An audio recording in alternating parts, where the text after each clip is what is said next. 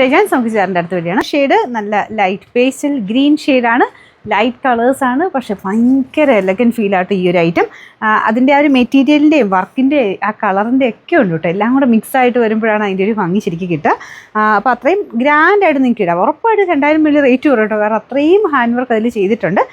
നല്ല മെറ്റീരിയലും പിന്നെ ഇതിന് ബോട്ടം വിത്ത് ലൈനിങ്ങും ആണ്, അതുകൊണ്ട് കറക്റ്റ് കളർ തന്നെ ചെയ്തെടുക്കാനും പറ്റും.